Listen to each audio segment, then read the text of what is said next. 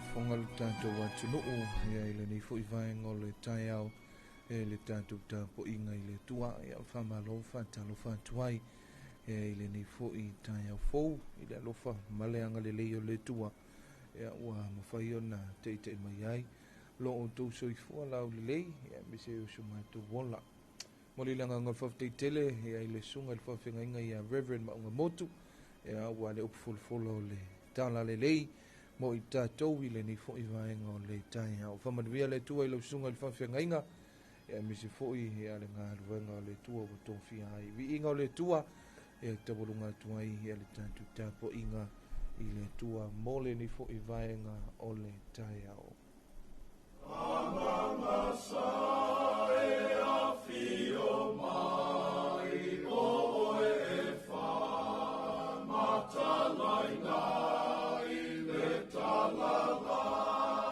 Vaya Yesu malona lo faya imato o lo feso so anima imato tema na nauia I o lo feso so anima imato tema na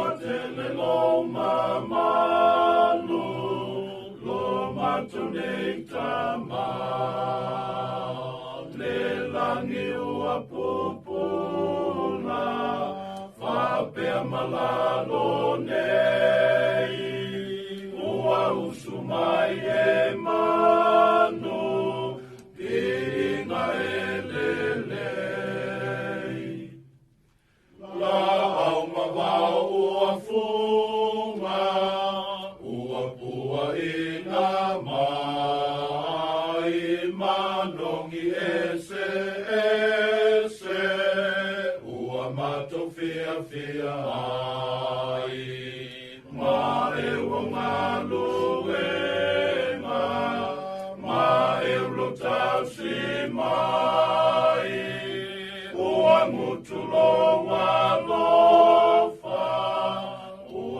manu iai. Fia whai tau langa, fia whai le whawhetai, lea ri le alofa, le tau se pea mai. Ua whawhetai alofa, mato te whamano, leo la ele uma, ua au mai e Yesu. Leni au na wenga, ua tari tele mai, onu e se ua alanga, awe lave a e mai, lave a e mai, awe lave a e mai, onu e se ua alanga, awe lave a e mai, lave ato, lave ia momo ole, ole, tala, tala ia Yesu, ole, lave a i moni, e whasawai e lato, sawai e lato.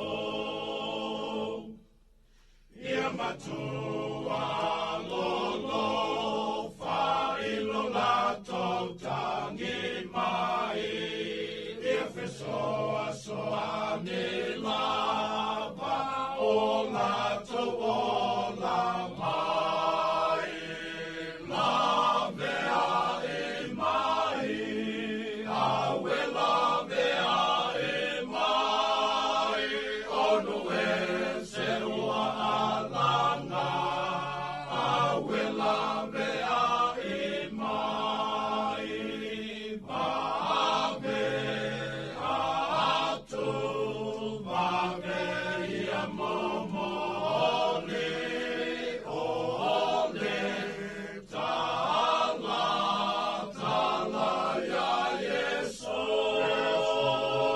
ole, lave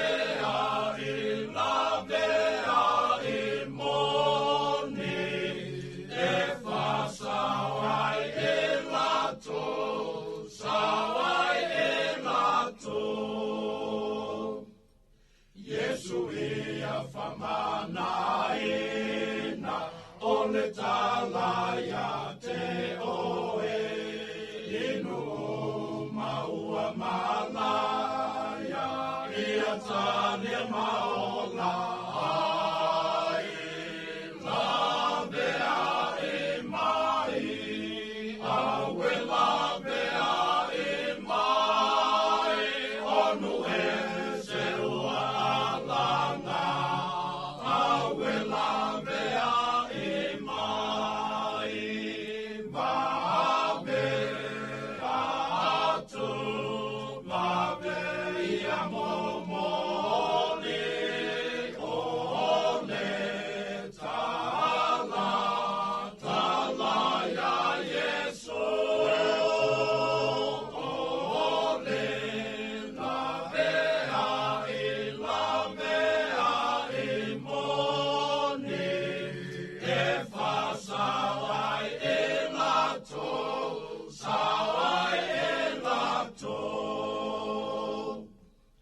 Ia vi ai lo sua, whaile lalo langi nei, e tangata umalama, e uana masesei, lave a e mai, awe lave a e mai, onu e se ua alanga, awe lave a e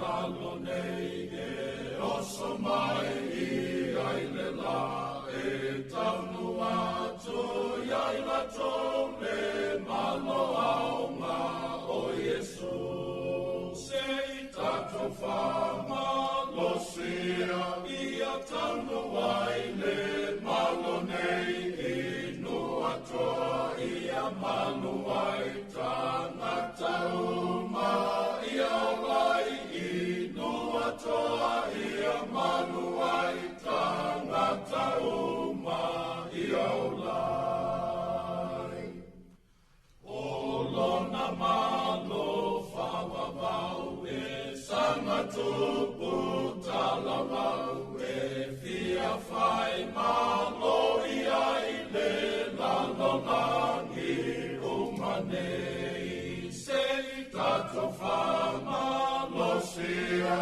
ia taunu ai le malo nei inu atoa ia manu ai tangata uma ia olai inu atoa ia manu ai tangata uma ia olai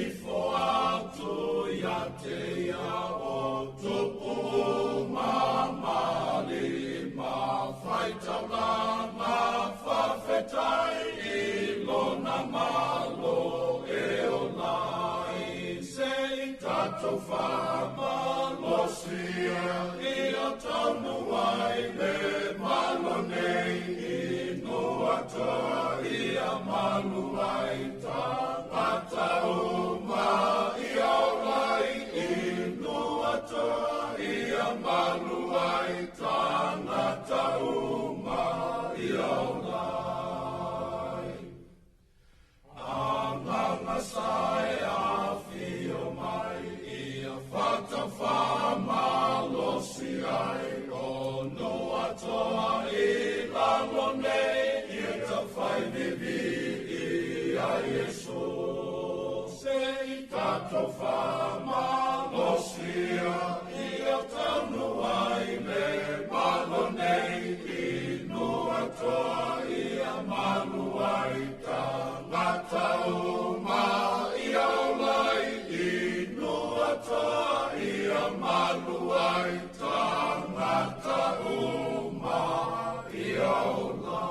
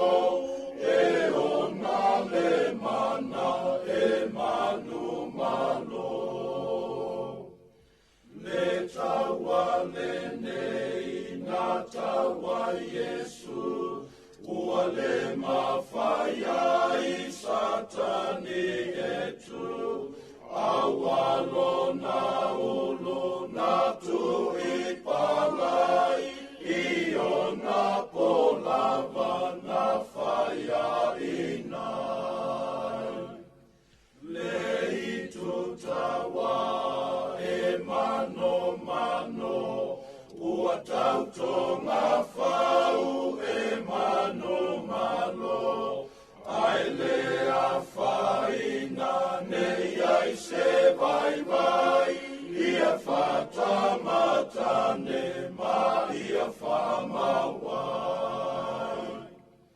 e le o tatou e manu malo e tai e mawhai ona o Yesu o lona nganga a awina mai e mawai le mana e malo umai.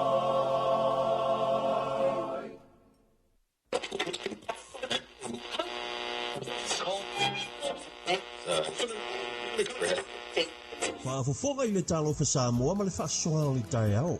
Asonga fua I aso whareile o mai aso te tasi.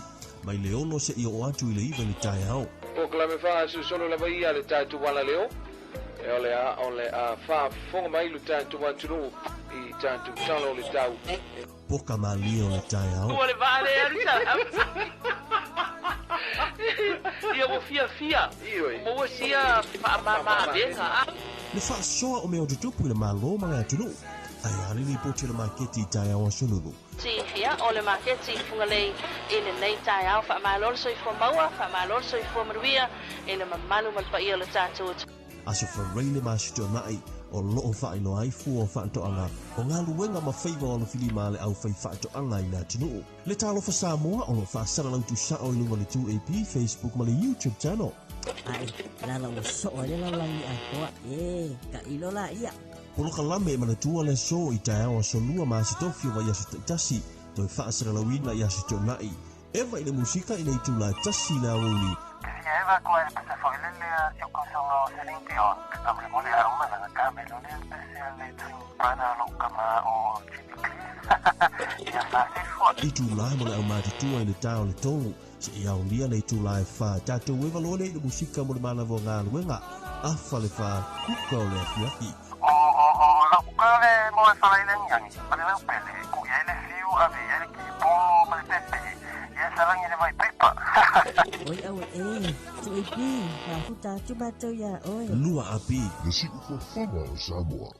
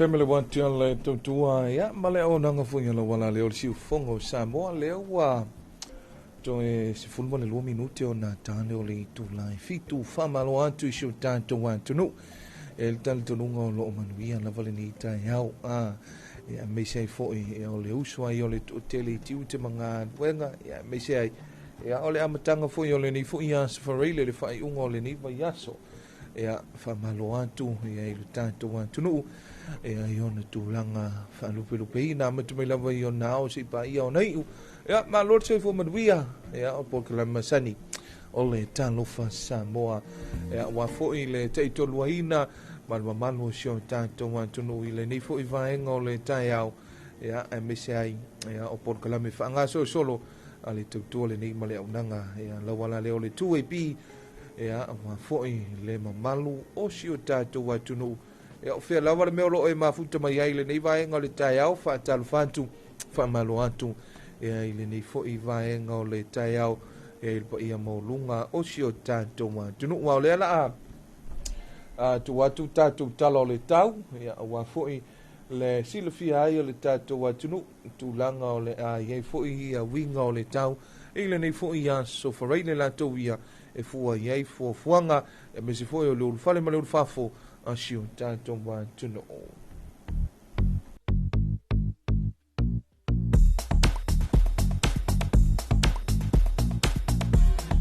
Talo tau mo vaenga umo Samoa whamawina le official va ai tauli tulai a whale lima i le tai au nei anse whareile loa sefulu Februari lua fe loa sefulu ono.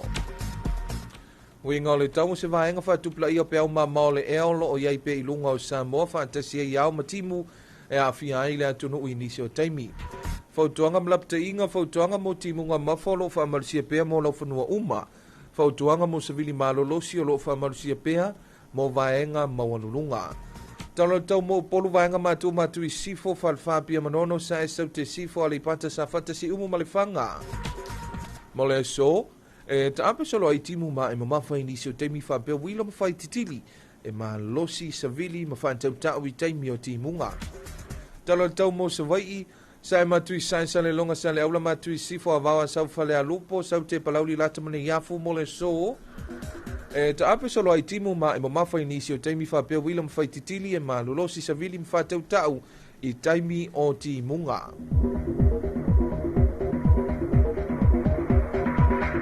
Talo tau mo o ngā sami mga te whale o Samoa whamawina le itulai a whale lima i le tai o nei so whareile lua sifulu Februari lua fe lua sifulu ono se i aulia le vaeluanga o le poa na nei.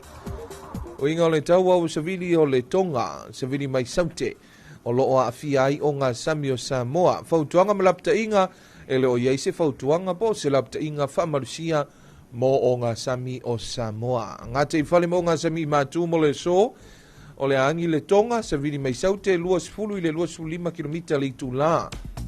O ngalu e lua i le lua tesima le 5 mita lona maululunga. Ngā te whale mo ngā sami saute.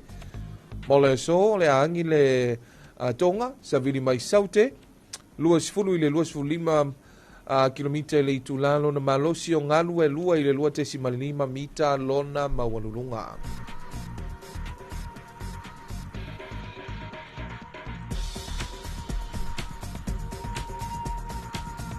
O le temi le nei o lo pe ele le tai el fo fuanga le tula e valu le tai au nei o le a sua tu i le tai ona toi pe ele le tai le au au le so i le 5 minute te ele tula e lua ona toi sua tu i le o le tai le se fulu mara 5 minute te ele tula e valu le poana nei.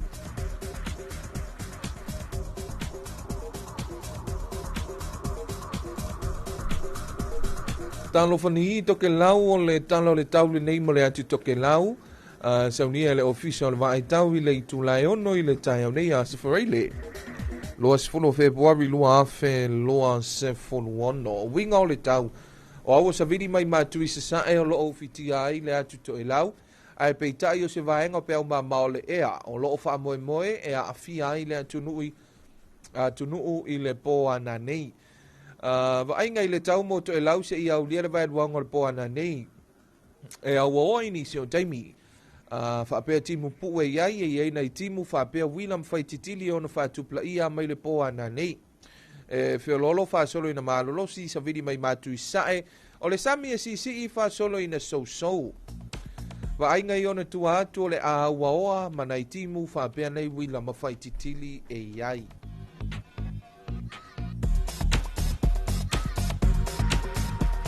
A warm, lovely Friday morning to all our listeners and Samoa and all the Samoan around the world. Here's an update of your weather forecast Samoa, issued by Samoa Meteorological Services at 5:30 a.m. Friday, 20th of February 2026. Situation and active trough of low pressure systems remains within the vicinity of Samoa with associated clouds and rain affect the group at times. Advisory and warning. Heavy rain warning advisory remains in force for all land areas of Samoa. Wind advisory remains in force mainly for highlands. For Upolu, north-northwest, Fanfapia Manono, east-southeast, Alipata, Safatasi Umu, and Lefanga for today. Scattered showers with periods of heavy falls and thunderstorms. Expect strong and gusty winds during showers.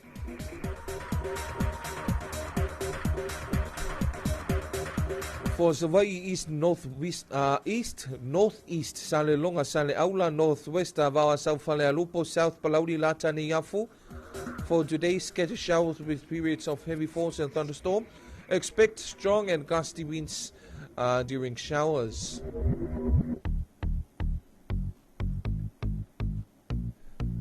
Morning marine forecast for Samoa issued on Friday, 20th of February 2026 at 5:30 a.m. valid until midnight tonight. Situation: a southerly wind flows affect Samoa's marine waters.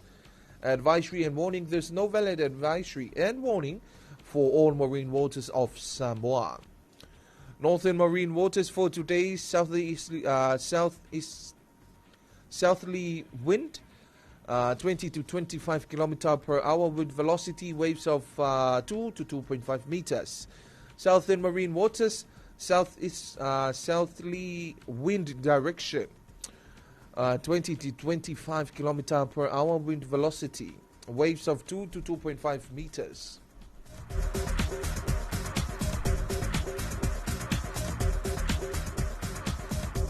Tide prediction for Samoa. We are now in low tide. High tide will be 8 a.m. in the morning. Low tide will be 5 minutes past 2 in the afternoon. And low tide will be tonight 20 minutes past 8 p.m. Morning forecast for Tokelau issued by the Samoa Meteorological Division at 6 a.m. Friday, 20th of February 2026. Situation: a moist northeasterly wind flows prevails over Tokelau. Meanwhile, a trough of low pressure is expected to affect the country from tonight. Forecast to midnight tonight for Tokelau. Cloudy periods with brief showers, some showers with possible thunderstorms. Developing from tonight, moderate to fresh northeasterly winds, moderate to rough seas. Further outlook: cloudy periods with some showers and few thunderstorms.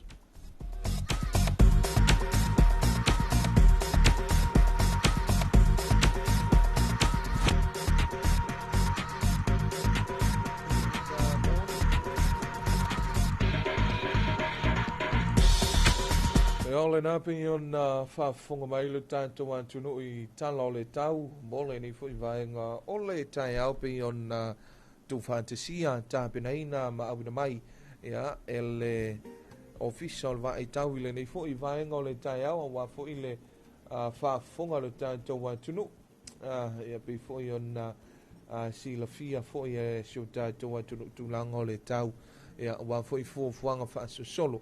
A warm, lovely greetings and a lovely morning this Friday, the 20th of February 2026. Shout out to all our listeners this lovely morning of Friday. Take your time. It's some slippery. There was rain in the night, but just precaution and take it easy on your lovely Friday night. Friday morning on the 20th of February. Io e ni fu vaenga ole tai au pe fu yona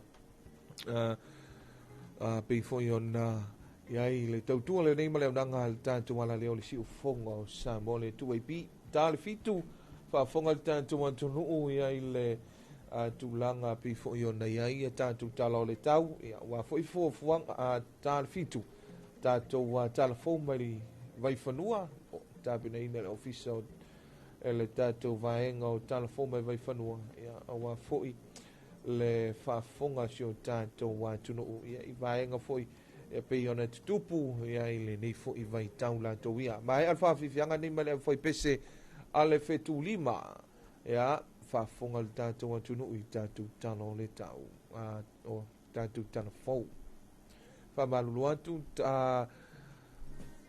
mai alfa fianga ni male o foi pese fetu lima fa fonga le i tatu tano fo mai vai fanua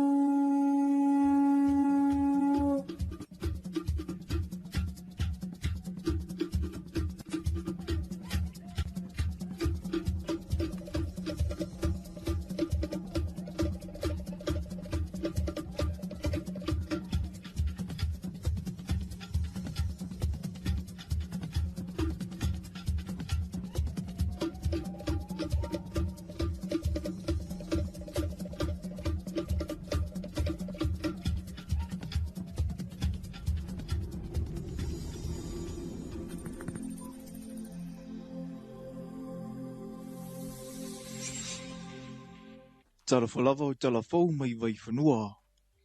I tala tumua, i lunga le wa ameli o le MSC Magnifica, na wheo fōwhota iei le to se furumale li mawalo le atinu o lo ngālu duei, a toa maulatu a inga. O se awanua le au mawe tangata umma o Samoa, ai ole aso ua levo na mo iei mātua ma a inga talu ua loa ma sino to e sea whanau.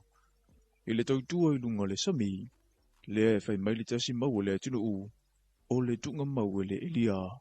Mai le to se furumale li mawalo Samoa, e to avalu na mai aloa ia le so ala to kone karate, le wataliu mai e whaatali isi awanua e toe malangai, ai wasui tūlanga tu iai isi whanau e to avalu. Oloi matale fia mo nisio mātua ona ua toe mau le mafutanga, Ai o I tu lao le whanonoa mo nisi o le atu ua le mawhutanga. Maola tau tau a inga, ua sauni e toe wholai watu.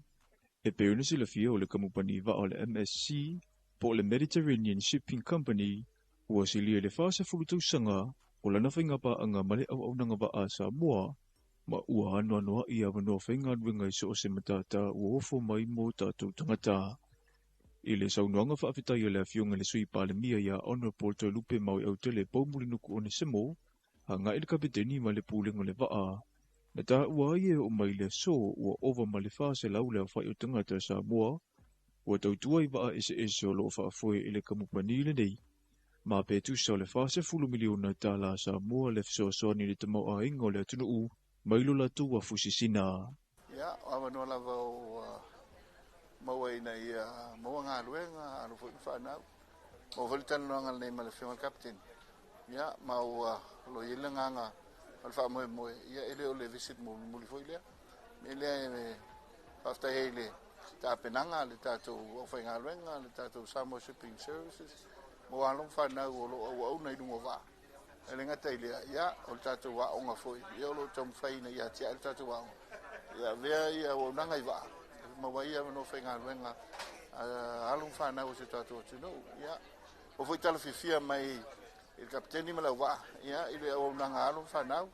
So soani mai se fwoi ia, te relo la tūtou mai ma leo ngā. Iluno ngā luenga wā. Ia, masalo no lo si o me tātou san. O le susunga ia Fred Siosi, o se tasi o le toa walu lewa mai a mai le iwa ma sino le tautua.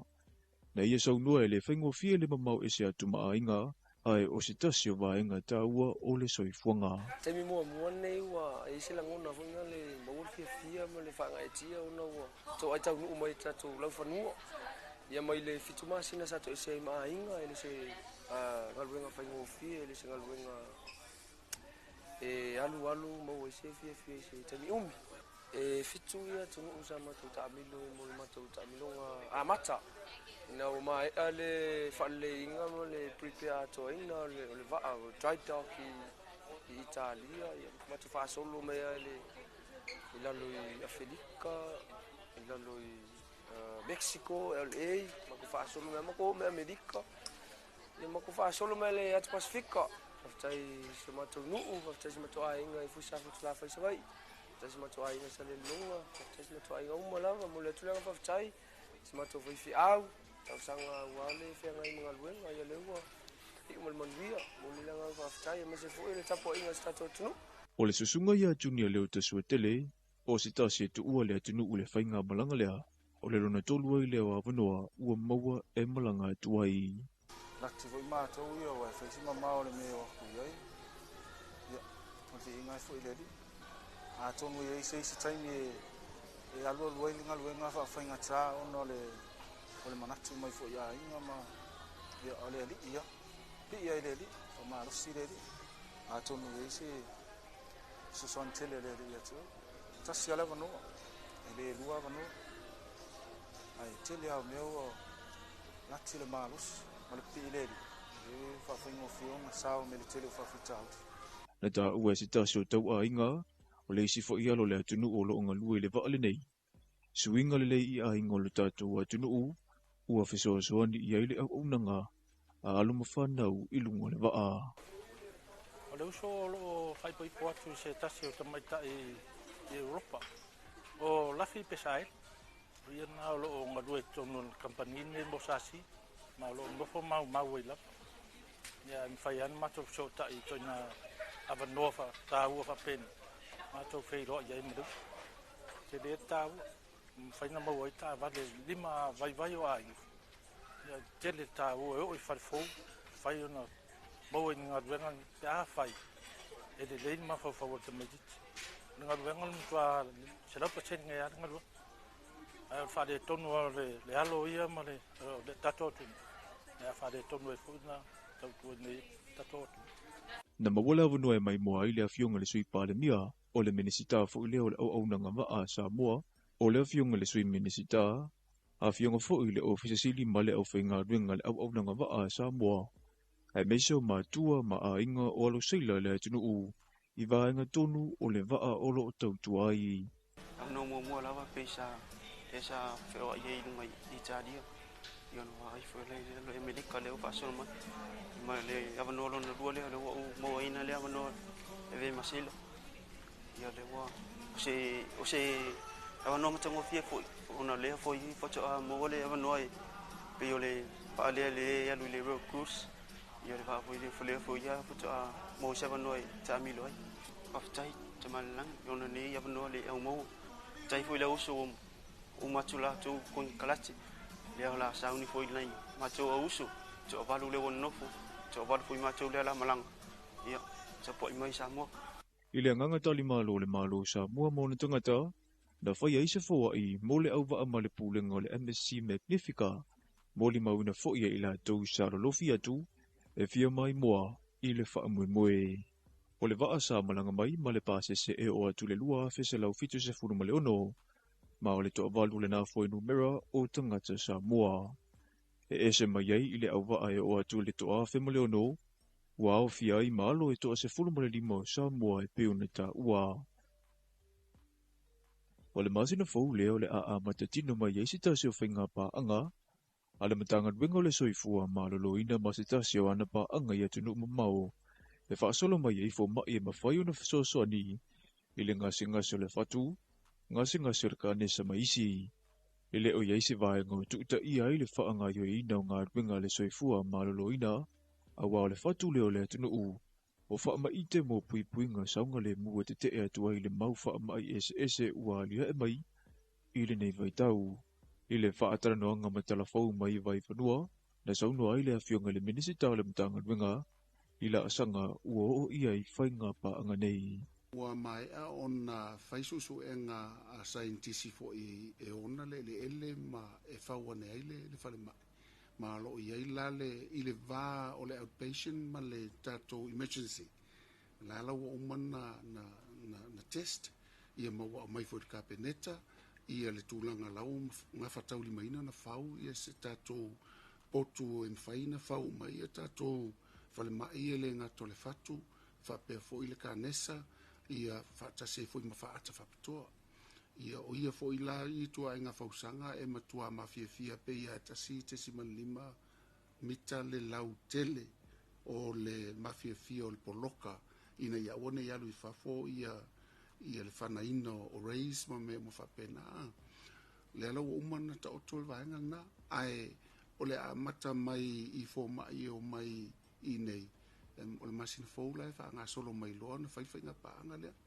E le ngata fo mai, ai wata pena fo i tūlanga tau i masini, lea na fisosoni e fo i le malo e ala i sa ngā tupe, ma o masini e matua i mana umia tele, mo le whatino ngau au nanga wha asoi fua ma loloina.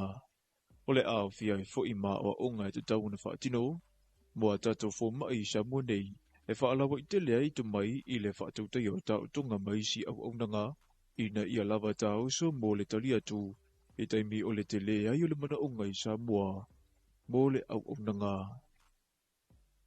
E tolu aso ua amata wha ngā solo i le polokalame tau wa onga, a le wha malu o wha ala putunga tu mauti i lona ofise vai tele, o le awa onga le nei wa awai ai le to tele o sui mai wha ala putunga te itasi, e le lango wha atasi tu langa tau wha fueina ofisa, ngā ruenga, tangata whai ngā ruenga mamata uputau i whaiwalo whilima o lo whianga iai, i se awala malama, wha atua ina mamaua ai le atina eina o le atunu u.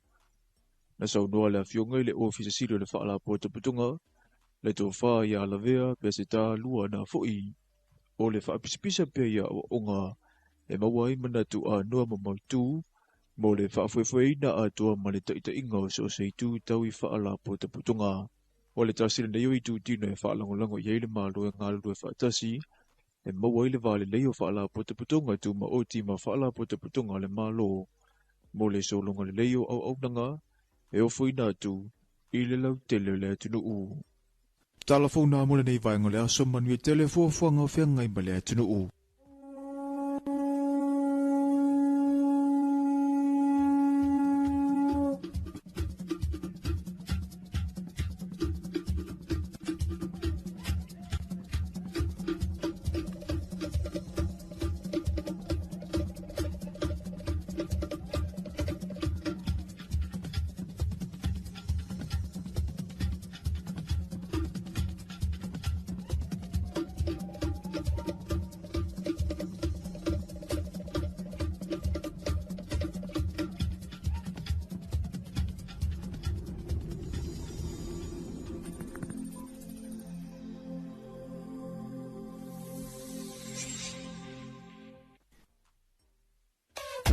le wala leo numero tasi Samoa. 2AB le si ufofongo Samoa. Vala au mai le vaenga le marketi. Mo sau wha lau iloa e fia whaia i se tau wha amali loto. Maua le wha mama avenga. Mo oe malau bisinisi. Ua so ai Samoa. Amerika Samoa, toke lau, ma le lalalangi atoa. Iana la leo a mo 5 fao, fa mo iwa tasi tesi ma le tasi, iwa lua tesi ma le tasi o fitu tesi ma le fa. Vala au nei loa i le telefoni. Valu wha lua ono tasi fitu. Ma wha fesili mo le vaenga o wha lau iloa. 2AB le si ufofongo Samoa. Numero tasi.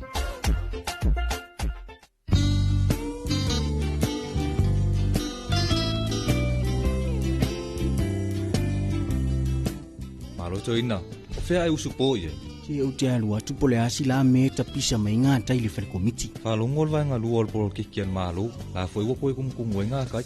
Mana ia te le ala, awano le leia le si talo sanga ia i mosi masini fo ili e vidi ai la au. Te lo se whalo lolo mau i masini ia. Ui papa, ke haru sa o alai vai tele, ili whalo loa mo whatoanga. Te mawai masini le lei, masini anga ta o oi e kuai.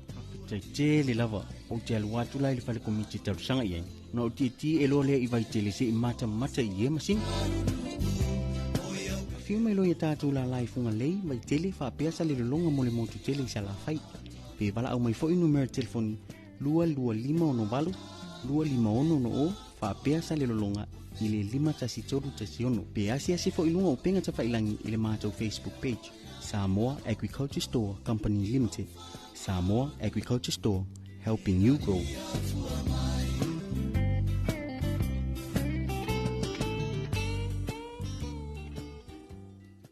Looking for the best ingredients to make your family meals extra special?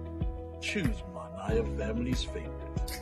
From cooking oil to mushrooms, canned tomatoes, fruit cocktail.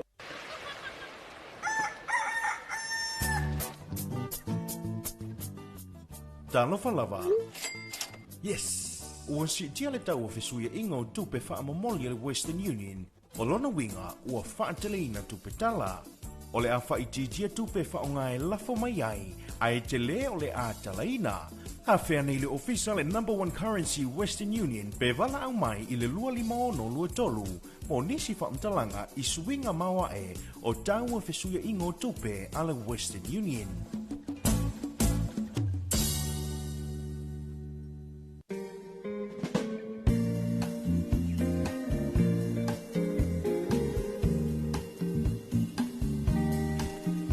Mai a whaafonga tātou atunu i tātou tālafo me vai whanua pe on saunia tāpenaina. Tūwha te sia whonga i nātu e le sunga i matawaina i sa ako le vaenga tālafo.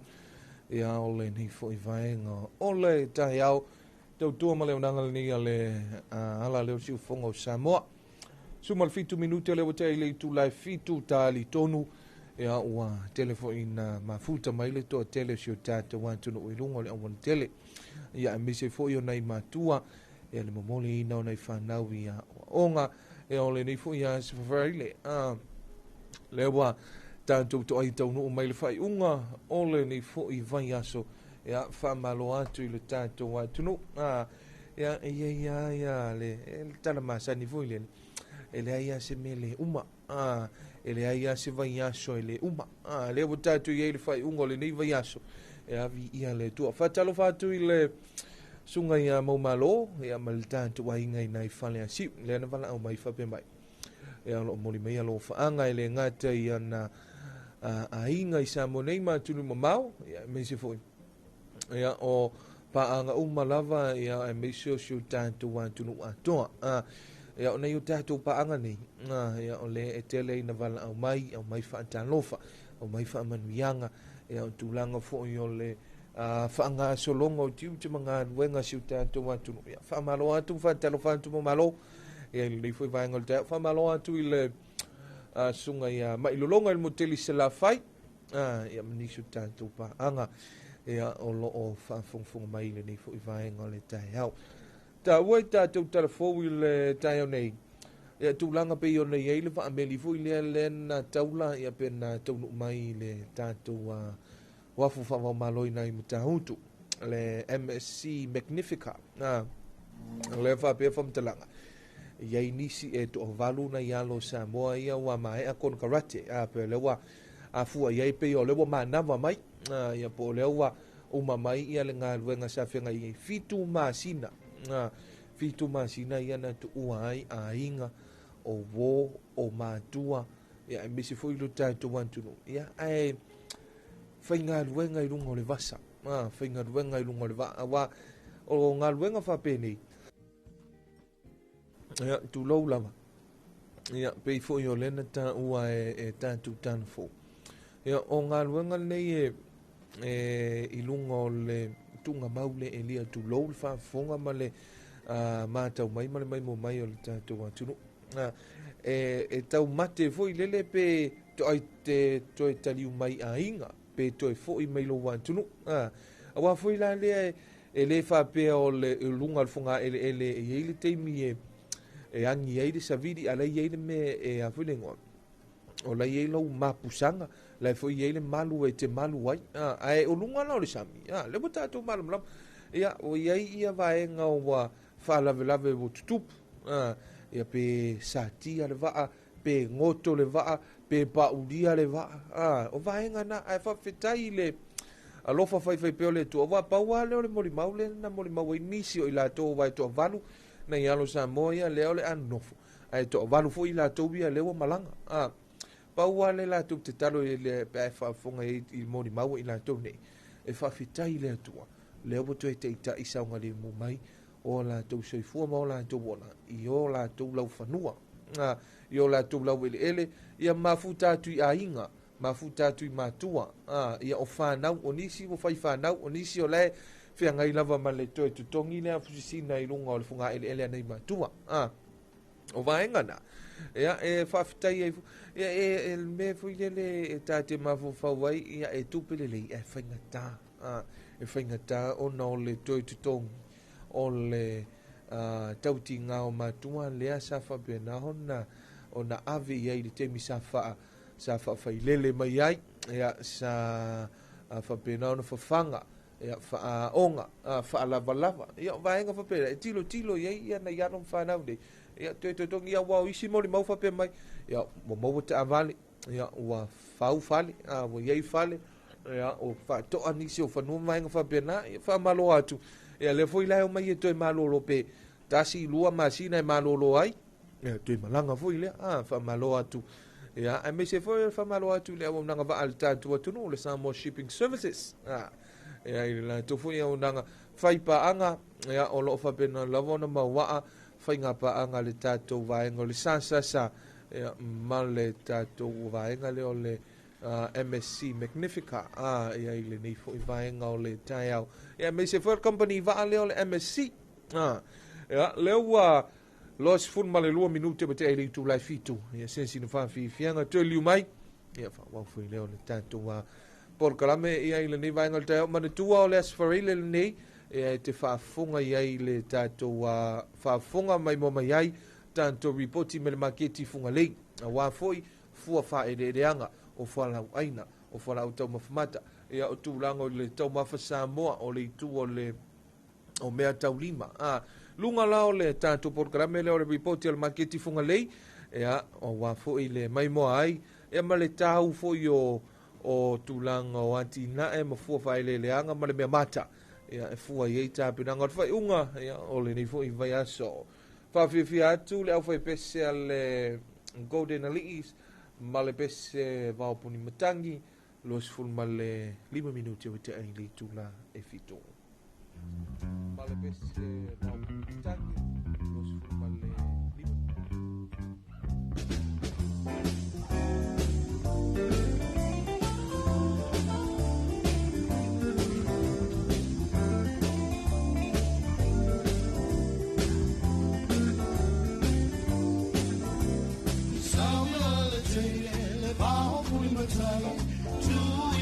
Soy to tangi say lululi mama le find tonight all I fall I want to be the sun so we all entertain le va puni machangi tu ya inu soy to tangi say lululi mama le find tonight all I fall I want to be the sun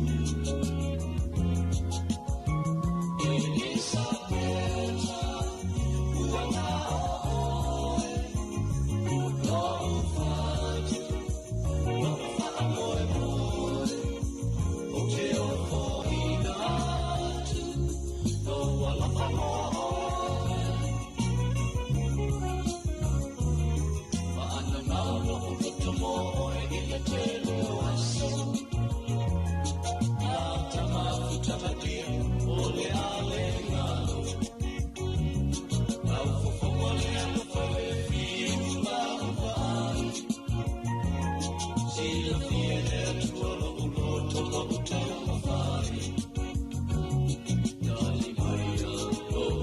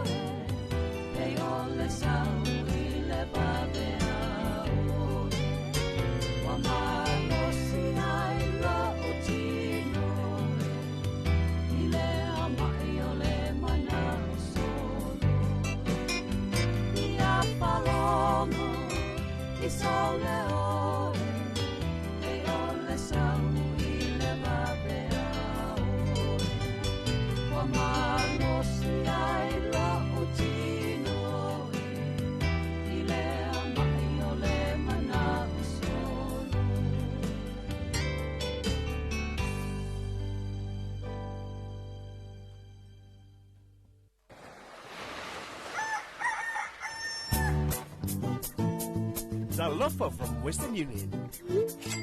Yes. Western Union's better exchange rates to Samoa mean your dollars go further.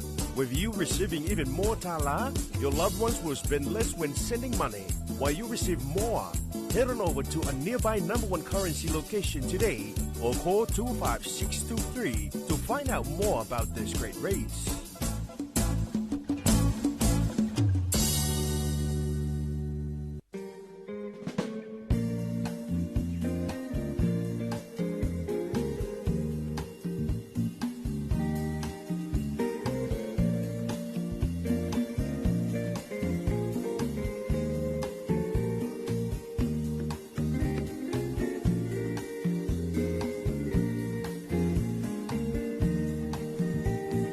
Watia le tautua maleo nanga le si ufongo Samoa le tuaipi e le ni fui vaenga le tai au leo watoe sifulu male valu minute o na ta leo le tula e valu e a fai malu e am fai mali mai le ni vaenga le tai au e a wa foi e a ele usua i o le tele na e a pe foi a la mali ai e a o le tele i o tai au e a fai sina poloka na ia au le tūlanga lawa ia whai mali e mai ia o le whamaloa toi foi ia i le tātou vaenga li traffic ka le mtanga luenga o leo leo whanpui pui ma leo le toi fuata ina ia tūlanga foi o le tau mwhai e tui titia ia whampena foi o na foi lingua o na iai le nei vaenga o le tai au ma tau mwhai e tui titia tūlanga o le poloka i o le awala e a whaamalo atu e a ile ni fu i vaenga o le tahi au. E a nisi au vaenga o lo whapenao na whapena fui o na iei fuafuanga o le niva i aso la tauia te le lava i o atu no ope i o na iei ia a la tau pepa aloa ia po la tau tustofinga ia i tu langa fui o le pi fui o na iei ia le whainga paanga o le tātou wa tunuu ia ma paanga mai whaavau malom paanga mai tunuu mau tunang fui e whaamawaa e tūlanga o sotanga e ma tūlanga o vaenga fui e mwhai e io na iai ia vaenga whaavau malo a siu tātou wa tunuu whaamalo atuai e ai le teitai o le tātou wa tunuu ia me se fui e o le kāpeneta e wa te au le wale no mata watu ya mo ye fo ia le sui o le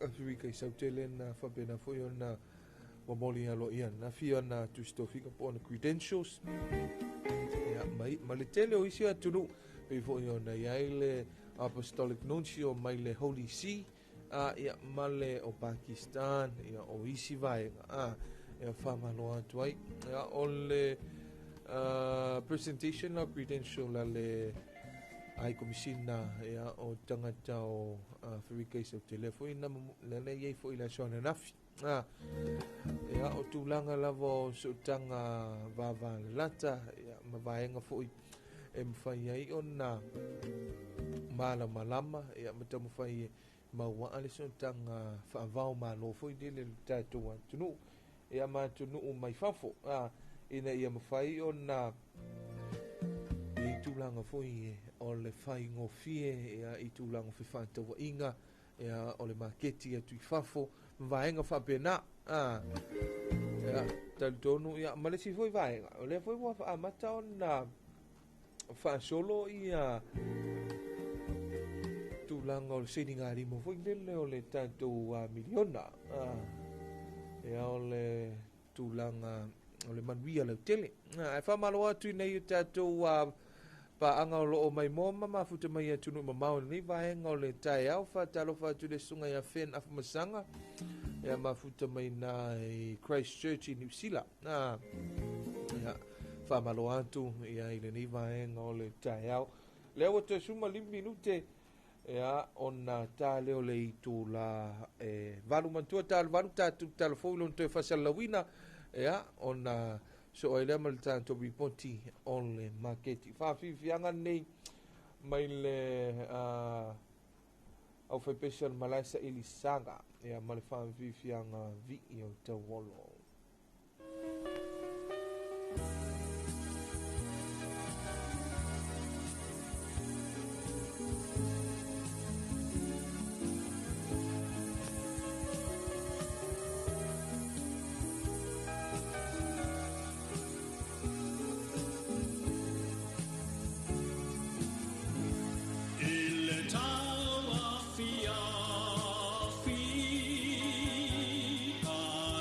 See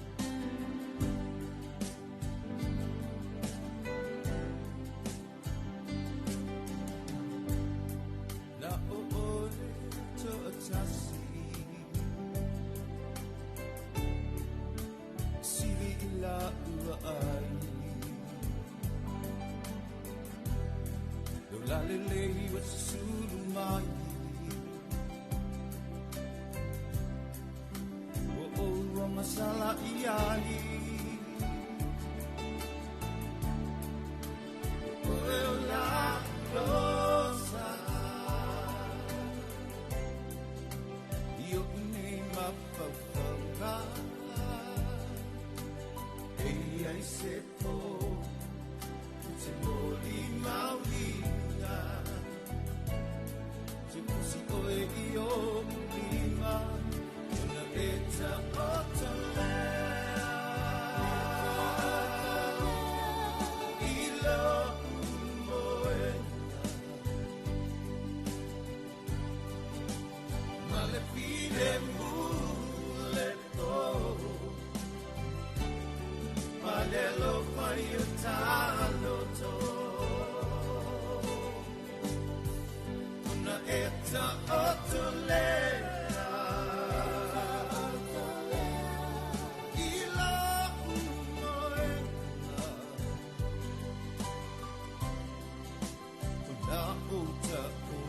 tole lava yo tapa tapa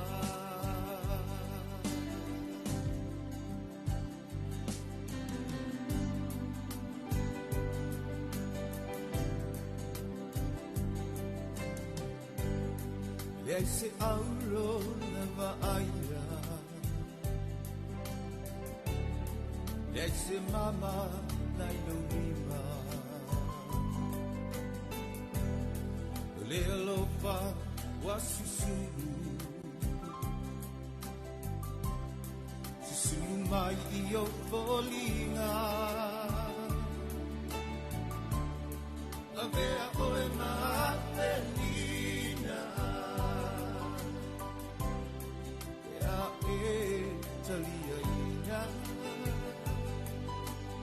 Eia e sepo E te nori mawina Te pusi oe io lima Ea e ta otolea Ilo moena Male pide mule po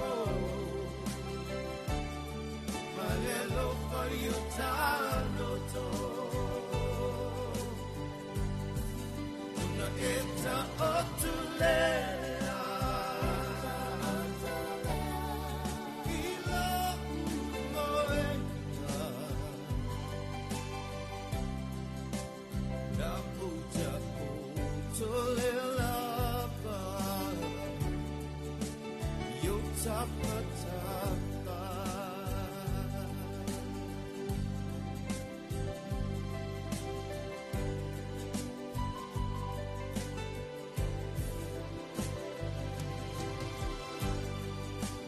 Eta otulea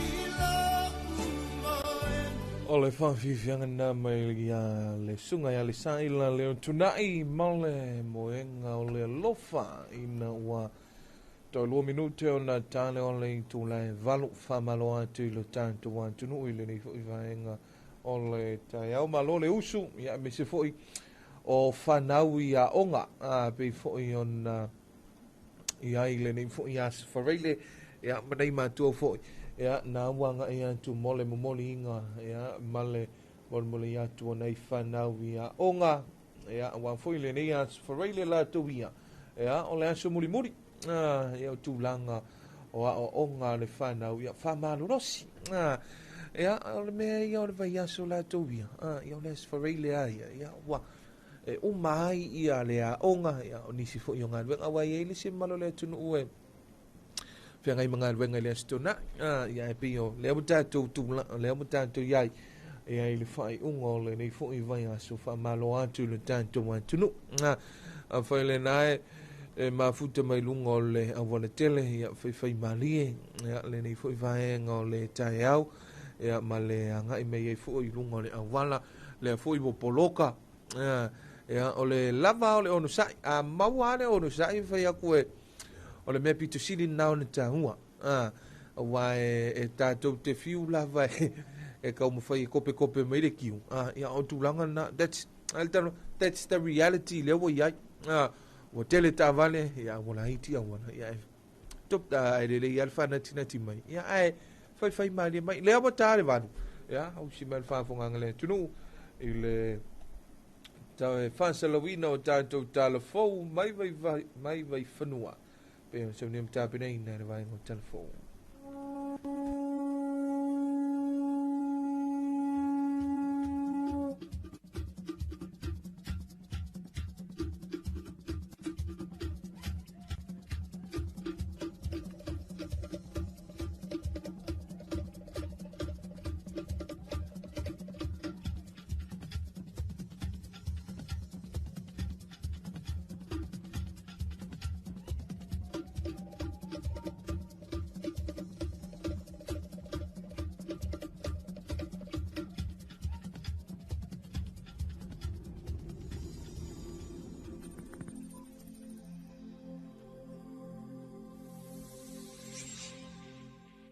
tala falava o tala fau mai vai whanua. I tala tumua, i lunga le wa ameli o le MSC Magnifica, na wheo fōwhata iei le to se whulumale li maalo le tunu o lo ngalu ai, a toa maulatu a inga. O se awanua ele au maua tangata umma o Samoa, ai ole aso ua levo na mo iei mātua ma a inga talu ua loa masino to e sea whanau. I le tautua i lunga le sami, le e whai maili tasi mau le tunu o le tunga mau le ilia. Mai le to se whulumale li mawalo Samoa, e to avalu na mai aloa ia le so ala to kone karate, le wataliu mai e whaatali isi awanua e toe malangai, ai wasui tūlanga tu iai isi whanau e to avalu. Oloi matale fia mo nisio mātua ona ua toe mau le mafutanga, ai o i tūlao le whanonoa mo nisio le atu ua le mafutanga, maola tau a inga, ua sauni e toe fola watu. E peuna sila fia o le kamupani va o le MSC, po le Mediterranean Shipping Company, ua silia le fasa fulutau sanga, o lana whaingapa anga male au nanga va a Samoa, ma ua anoa i awanoa whainga nuenga iso o se matata ua ofo mai mo tātou tangata. I le saunoanga whaafitai o le afionga le sui palemia ia Honorable Tolupe Maui au tele paumuli nuku o ne semo, ha ngai le kapiteni ma le pūlenga le vaa. Na tā ua ie o mai le so ua ova ma le whaase lau leo whai o tangata Samoa, ua tautua i vaa ese o loo whaafoe i le kamupani le nei. Ma pētu sa le whaase 10 miliona tala Samoa le fsoasoani le tamau a ingo le atunu mailo la tua fusisina. Ia, awanua lava o maua ina ia maua ngā luenga anu fui whanau. Mau whalitana noanga nei ma le whionga captain. Ia, mau lo ile nganga al wha moe. Ia ele o le visit muli fui lea. Me lea e whaftai ele tā penanga le tātou o whai ngā luenga, le tātou Samoa Shipping Services. Mo along whanau o lo au nei lungo wā. Ele ngata ilea, ia, o le tātou wā onga fui. Ia o lo tom whaina ia tia ele tātou wā onga. Ia vea ia o nanga i wā. Mawai ia no whainga ruenga alung whanau se tātou tunu. Ia, o fai tala fia mai il kapteni ma lau wā. Ia, ile o nanga alung whanau. So soani mai se fo ia, te relo la tu mai ma lau ngā.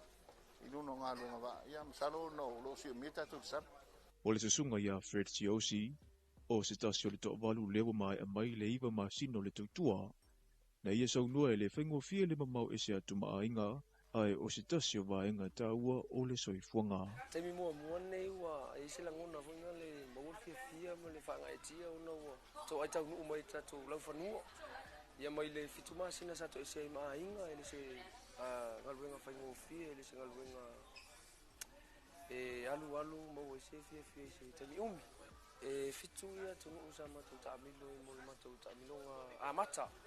Ina o mai ale falle inga mo le prepare to ina le va dry dock i Italia ia matu fa solo me ale ila lo i Africa ila lo i Mexico LA mako fa solo me mako me America ia mako fa solo me le at Pacifica aftai se matu nu aftai se matu ainga i fusa fusa fa sai se matu ainga sa le lunga aftai se matu ainga uma lava mo le tulanga fa aftai se matu fi au tau sanga wale whianga i mga luenga ia leua i umalmanuia mo nilanga whaftai me se fui le tapo inga stato tunu. O le susunga ia junior leo tasua tele, o si tasi e tu ua lea tunu ule whainga malanga lea, o le lona tolu ai leo awanoa ua maua e malanga e tuai. Lati fo i mātou ia wai whaisima mao le mea waku iai. Ia, o te inga fo i ledi. A tonu iai se isi taimi e alua luai linga luenga whainga tā ono le ole manatu mai fo ia inga ma ia ole ali ia pi ia ile ali o ma rusi ile a tonu ia se son tele ile ia tu tasi ala vano ile lua vano ai tele au meu nati le malus ma le pi ile e fa faingo fiona sao me le tele fa fitau na ta ua se tasio tau a inga o le isi fo ia lo le atunu o lo onga lua ile va ale nei suinga le i a inga lo tatu atunu ua fesoasoani i aile au unanga a alu mawhanau i lungo le waa. O le uso o loo whaipoipo atu se tasi o tamaita i Europa.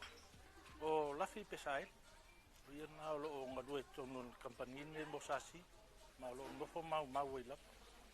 Ia mwhai anu mato so ta i toina avanoa faataua faapena matou feiloa iai ma leu te lē tāua faina mau ai taavale 5 vaivai o aiga ia tele tāua e o i falefou fai ona mau ai galuega pe a fai e lelei ni mafaufau o le tamaitiiti le galuega le matua se lau paseni gai a le galuega ae o le faaletonu o le alo ia ma le tato atunu e a faaletonu ai foʻi na tautua nei tato atunu na mawala avanua e mai moa ai le afioga le sui palemia o le minisita foʻi lea o le auaunaga vaa Samoa o le afioga le sui minisita afioga foʻi le ofisasili ma le ʻaufaigaluega le auaunaga vaa Samoa ae meisa o matua ma aiga o alosaila le atunuu i vaega tonu o le vaa o loo tautua ai no mua lava pesa feoa ia i luga italia ia no ai foi le Amerika leo faasolo mai le avanoa lona lua lea le ua mauaina le avanoa e ve masilo ia le ua o se avanoa matagofia foi ona lea foi patoa maua le avanoa e pei o le faalea le alu i le road cruise ia le vaafoi le folea foi ia patoa mau se avanoa e taamilo ai faafetai tamalelagi ona nei avanoa le aumau tai foi le uso o matu latou kon kalati lea o lasauni foi lai matou auso te o valu le onofo te o valu foi matou le ala malanga ia sa poʻi mai Samoa i le agaga talimālo le mālo Samoa mo na tagata na fai ai se foaʻi mo le auvaa ma le pulega o le MSC Magnifica mo le mauina foʻi ai latou sa lolofi atu e fia mai moa i le faamoemoe o le vaa sa malanga mai ma le pasese e o atu le lua fesalau fitu se fulu ma le ono ma o le toʻavalu le nafoi numera o tagata Samoa e ese mai ai i le auvaa e o atu le toʻafe ma le ono ua aofia ai malo e toʻa se fulu ma le 5 o Samoa e peuna taʻua o le masina fou lea o le aa matatino mai ai se tasi o faiga paaga a le matagaluega o le soifua ma loloina ma se tasi o ana paaga i atunuu mamao e faasolo mai ai fomaʻi e mafai ona fesoasoani i le gasegase o le fatu gasegase o le kanesa ma isi e le o iai se vaega o tuʻitaʻia ai le faagaioeina o galuega le soifua ma loloina aua o le fatu lea o le atunuu o faamaʻite mo puipuiga sauga lemu e tetee atu ai le mau faamaʻi eseese ua aliaʻe mai i lenei vaitau i le faatalanoaga ma talafou mai vai vanua na saunoa ai le afioga le minisita o le matagaluega i la asaga ua oo ia i faiga paaga nei ua maeʻa ona faisusuʻega a saintisi foʻi e ona le ele ma e fauane ai le falemaʻi ma loo i ai la i le vā o le outpatient ma le tatou emergency la la ua uma na test ia maua o mai foi le kapeneta ia le tulaga lau gafa taulimaina na fau ia se tatou potu e mawhaina fau mai ia tatou falemaʻi ia le gato le fatu faapea foʻi le kanesa ia faatase foʻi ma faata faapitoa ia o ia foʻi la i tuaʻiga fausaga e matua mafiafia pe ia tasi 95 mita le lau tele o le mafiafia o le poloka ina ia ua nei alu i fafo ia le fanaina o reis ma me mo faapena le ala ua uma na taoto le vaega lana ae o le amata mai i fomaʻi o mai i nei o le masina fou la e faagasolo mai loa na faifaiga paaga lea e le gata fomaʻi ae ua tapena foʻi i tulaga tau i masini lea na fesoasoani ai foʻi le malo e ala i se vaega tupe ma o masini e matua i manaʻu mia tele mo le faatinoga o auaunaga faasoifua ma loloina o le aofia e foʻi ma oaʻoga e tatau na faatino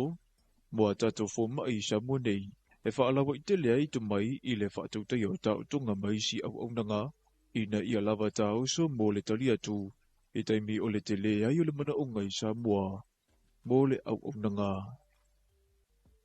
e tolu aso ua amata faagasolo ai le polokalame tauaʻoaʻoga a le faamalu o faalaputuputuga tumauti i lona ofisa vaitele o le aʻoaʻoga lenei ua auai ai le toʻatele o sui mai faalaputuputuga taʻitasi e le lago faatasi i tulaga taufaafoeina o ofisa galuega tagata faigaluega ma mataupu tau i 5.5 o loo feagai ai i se auala malamalama faatuatuaina ma maua ai le atinaina o le atunuu na saunoa le afioga i le ofisa sili o le faalaputuputuga le tofā ia alavea pe se tā lua na foʻi o le faapisapisa pea ia aʻoaʻoga e mawai mana tu a noa mamautu, mo le whaafuefue na a tua ma le taʻitaʻiga o se o se itu tau I whaala po te putunga. O le tasile nei o itu tino e whaalangolango I le malo e ngālu e whaatasi, e maua I le vale lei o whaala po te putunga tu ma oti ma whaala po te putunga le malo. Mo le solonga le lei o au nanga, e o fuina tu, I le lau tele le atunu u. Talafona mo le nei vaenga le aso manu e tele fuafuanga o whiangai ma le atunu u.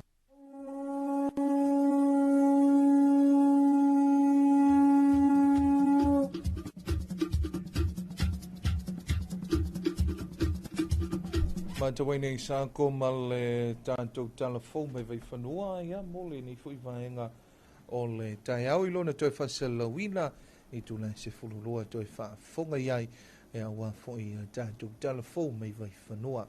Leo mo taunu mai le tātou ripoti o le maketi e awa fui le whaafonga mare mai mo mai le tātou atunu mai alea e aona taunu mai leo le tātou vaenga o le whale o loa whaatoanga. Ea awa foi le whaatanoanga masani I tūlanga foi o whanau viloa e mese ai ea o lātou o loa foi mō whaatoanga mese foi le ngātei whale o wale mai mō le tātou tunuu I le tātou polokalame o le tāno Samoa.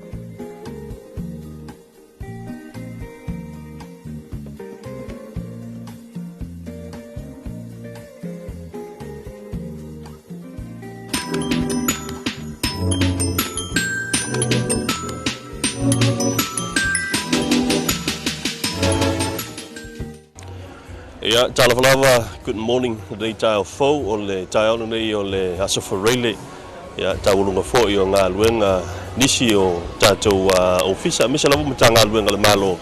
Yeah, ai o le isi leo whapoponga le tātou li poti masani mai le tātou maketi nei fungalei. Yeah, pe fo I o na masani ai. Yeah, mai lava I la solulu aso whareile. Yeah, ma le aso pātai au la stona I lea. Yeah, ai whaaftei lofa ma le angala leo le li. O leo ua fai foi ona toe au le mai le nei tai fo ia mai se o tātou li poti pe o masani ai mai le tātou maketi I fungalei.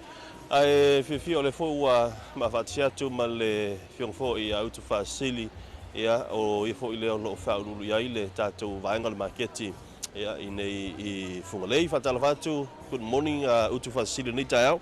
Ia sai fo manuia fatia le nei tai au. Ia e mese o le tātou polo kalame, ia whaatalofa fo I le pa ia telo si tātou atunuu, whai o na maua mai la mātou whaasalaunga le nei tai au, ia sai fua manuia langi mama. Ma lo lava. O ana pōle sa amatai le tātou luasur whai tūla, ia o le tātou makiti nei pe sa whapewhia mai le amatanga o le fo I vaenga utu. Ia e sa o le lei o ana pōle na amatai le luasur whai tūla. Ia o le asa ai lava le matanga luenga nei, ia e le to tele lava nisi na whaonga ina le awa noa le lusu whaitu la. Pena o se to ai titi ana I whai whatoanga sa whapea ona I te tonu o le whale. Ia a o le to tele lava lau whai pisi nisi ma whai whatoanga I tonu nei, ia ua masani lava le a ngai tua I a inga le tau se fulu. Ia whai whatasinga ma tapua inga ma a inga. Ia toi whaawau mai e nei tai au. Leo wa aia tai au lo lato malo losi. Ia mara sangi fia mai. Ai whapewhia mai le, ai whapewhia le aso le a tai au la stona I malama le sa. E le sulfa ai tu la pe malo lon te masani. Ia e whapesili o le lua sulfa ai tu la I le astona I lava ia. Tā lo le se fulu lua I le astona I ona muta loa leo le tātou lua sulfa e tu mau pea ia no whai atu. E tu mai pea lava ia inga ma tu la fono le maketi nei. Ia o le tātou e whaamamalu lava sa patitia. E a ngai uma tātou I whale I a wafo le whaamamalu ino sa pati le asa. Ia nto a ngai mai le ansonga pua. Mawala tātou malo losi le lima le vave au ia. To e a matalia fo ilo le tātou lo school pa. Ia whafte tele utu. Leo le a whanga solo I le tātou li poti. Ia tu sai fo I ma fua whaatoanga o whai on taunu mai. Ia manisi fo I vaenga. Ia o le ua taunu mai. O wal whaatawina la tu o loa I le maketi fungalei. Ia, a whaelo na whata mai mo mai nei mai le tai au a whio mai. O le ua taunu mai le telo tātou me mata I nei le maketi fungalei pe ono tau sisile mai. I le tū lea I tai o le tātou maketi. Ia o lo mai ona wholaina tātou tau talo. Talo lea mai si umu. ia le utou silisila mai ai ia ina nei foi vaenga le tai au ia tasi lua tolu fa ono ia talo i tautalo ia fuala foi le la po o talo ia tatou tautalo lua suta la le foi tatou tauli ia mo ila to foi e fia tele ia tau mafa pe tau sami foi le uli asa no atu vaenga lo i tatou au fai palangi le lei matua lei au fai paka Samoa ia ina ili tu na faisina la po foi o tatou au fai ina ile marketi funga lei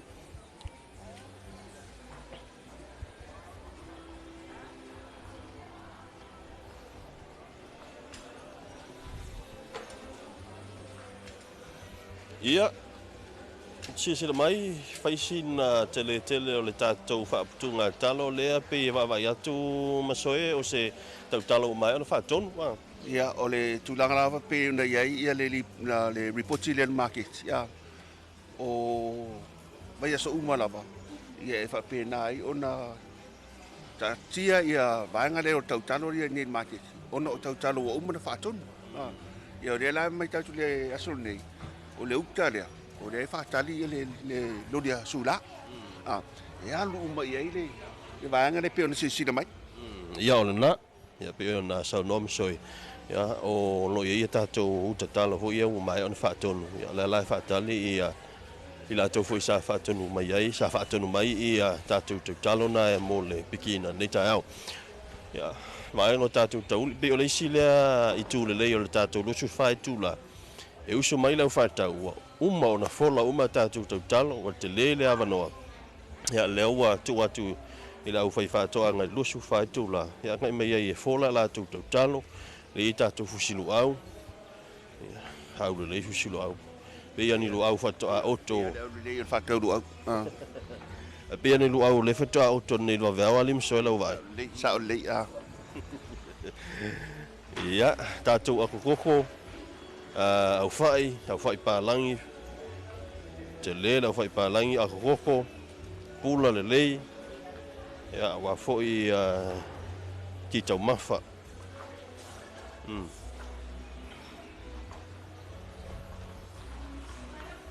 ia e ono ia talo tautalo ia le foi ia tatou au fai misiluki a piniu faalifu ia po le na foi ua faatautau hoi le seitulo ia faapula le lei aua foi a fanau le aʻoga ia ma lau matutua ua latou poi faʻi ma sua faʻi mai tau atu fuatia foi le tatitia mai o tautalo ia ma eu foi le lapopoa ma naia le tai luas futala ia saʻa o lelei luas futala le tautalo ia ua o le tauana le ua me tau atu i tele o tatou tautalo ia o vai atu e lima ia talo i le tautalo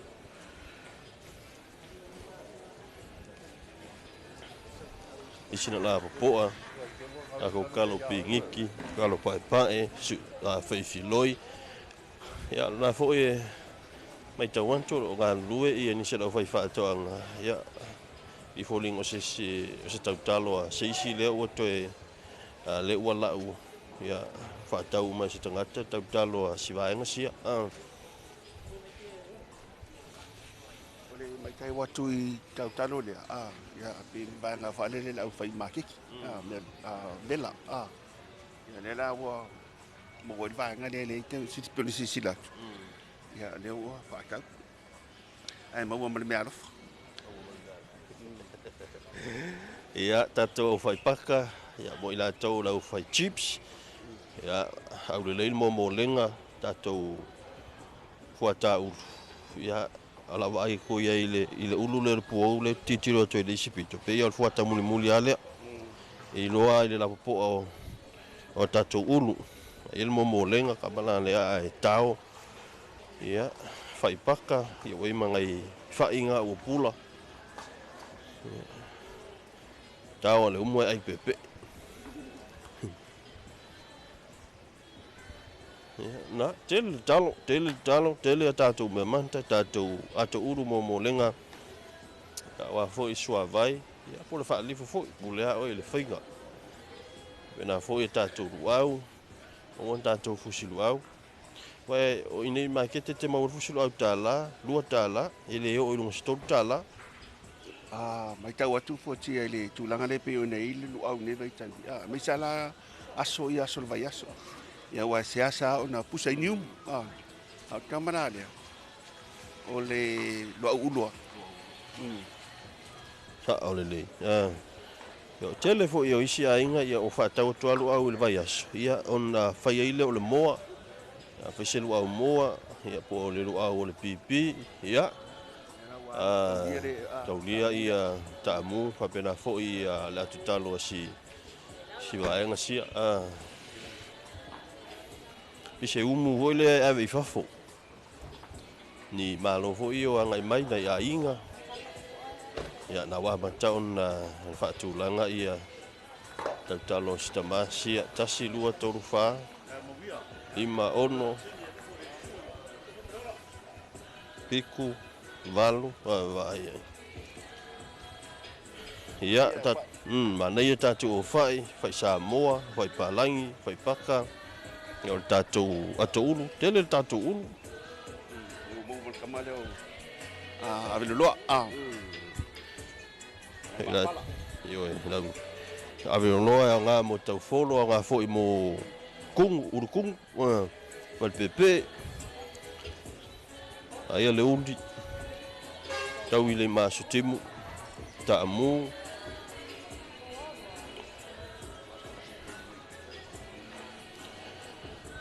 ia anu ai matele tatou fai pula na usi sila mai fai misiluki fai Palangi ia nga tele mo le malu le tai ao ia nga fo mo la matutua ia fa ngai le poi fa ile poi o i tatou vi ia kamala ia tu fa tasi fa ia ile salati fo tia o le fa misiluki a o le poi wai le fa pe fa le pe o isi sua fa ia wa ngol vai time de ia to no fo ma to ave le suka a fa pe ia o le fa isa o a fa misiluki le la fa le poi ile se me la to ave le suka Iyo sa on le ma to fo il fa ile misiluki se i vang na u makua pula le fa ko le sta ma fa el fa ile a pola le pula mai le sama fo ile le ia te tau ma fa tuai a pulu se tu lo fa fo ngale tunu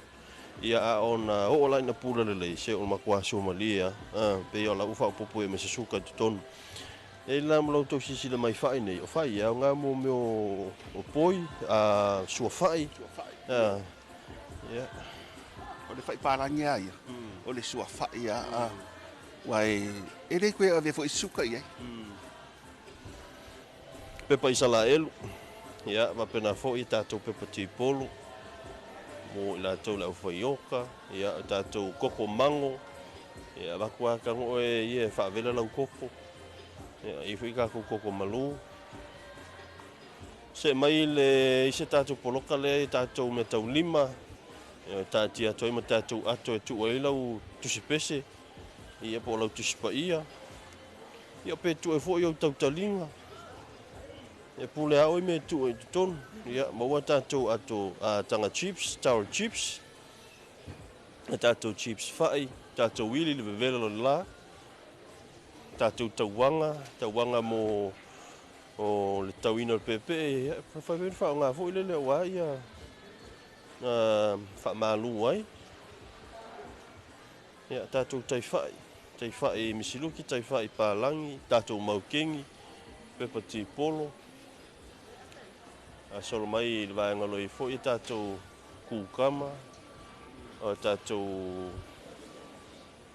pepa isala elu maua le ano sifuru 5 talal pepa kukama 5 talal pepa tipolo o fo i tatou fo lau aina tau mawhamata le laichi na wai maua ka kufangu ia i le vevela o le tau ma le la lo ia i le nei vai tau ia afe mai il tatou maketi tele manonoa il tatou niu io sili mo le au fatau niu io au fo i te fai tiope a le ale tau e te sau e tu wato le au fatau niu langa e le fai ngofie ia ba ngau ko sila e fai o le a e lungo le ngiu ia au mai fo i le uoa Ale fo o te whaile singa luenga o le wha ma wha au le lei. Ino tau sisila atu. Le fo i tātou pepati polo. Tele le pepati polo. E so tai la fo i tūlanga vevela o le tau. Whai on whaile vai ti polo. E voi tātou ato popo. Tau ngofie ngafatia. E mantua i market. E te mawele o loa mai ai lalo le tāla e tau ilunga. Ia ilong fo ise o loa nei market i me i fu o whaile ngai o selau tāla. Tele o tātou whai.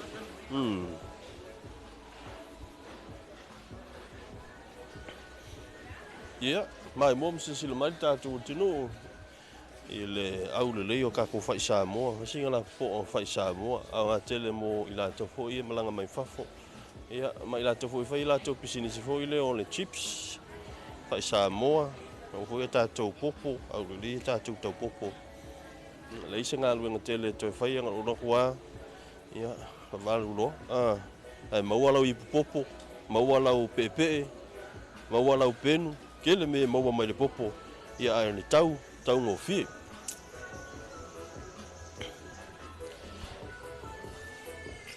E hoi e fola le isi tātou vaenga leo tātou talo. Mai tau atua fotia, pe fōringa mai fōi tasi fōi lea uka o le whātalisi ale se lori. Ia lau fai pisinisi mole chips. Ia, ole naua mai atu ia tātou lipoti e pe ona tātou whaasolo atu inisio vaenga le tātou maketi nei fungalei. Ia ole sa mo le mauina le tai au nei ia le whaatumulia fo i o lau fai whaatoanga i tūlanga o fua whaatoanga i o le talo, o le whai, tāmu, ia maisi fua whaatoanga. Pe o le entau nu mai tātou lipoti ia ua mai ona fola.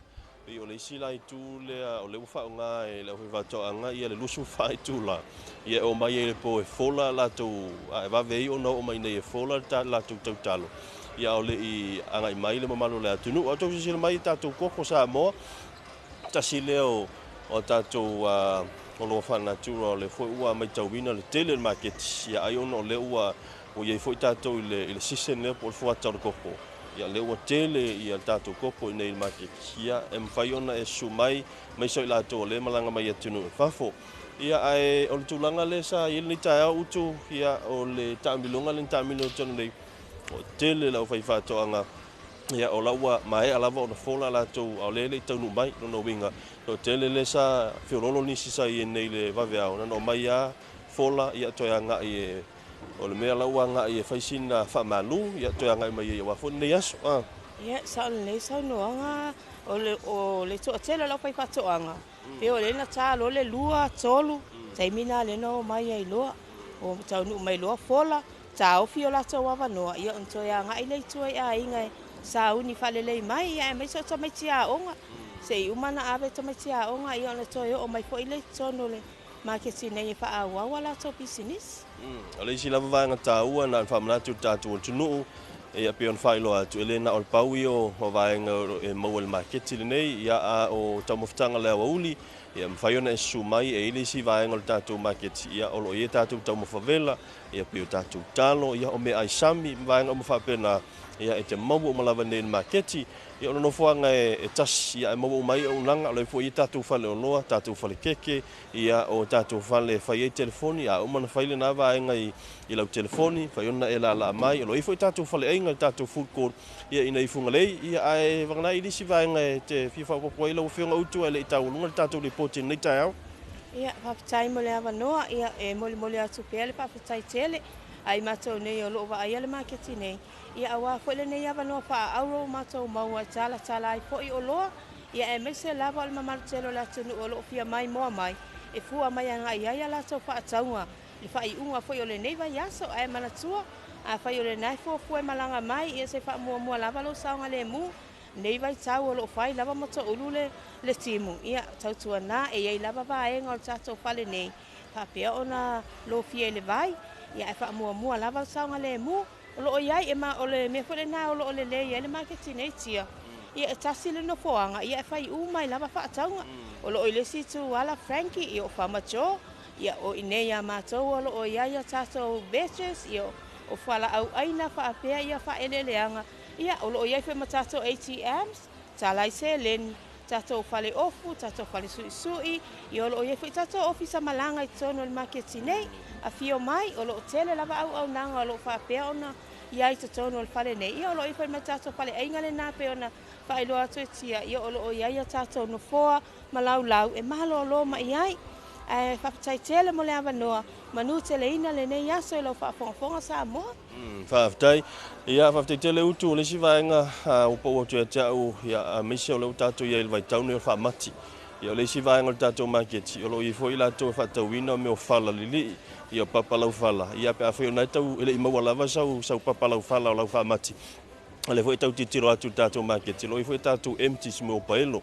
Ole foi o tātou i elvai tau le anga le nei, ia mo mia la vanga i te wari suka i te wai ia tātou vanga foi mo mia. Ia mo le whaonga ia so uma ai manatu, le isa tātou whapuponga o le tātou proklami o le pote o maketi. I le aso astona i le aso atai au mo le teminei manu te le ina ia wheau mga luenga le tātou tunu o whaasaifua.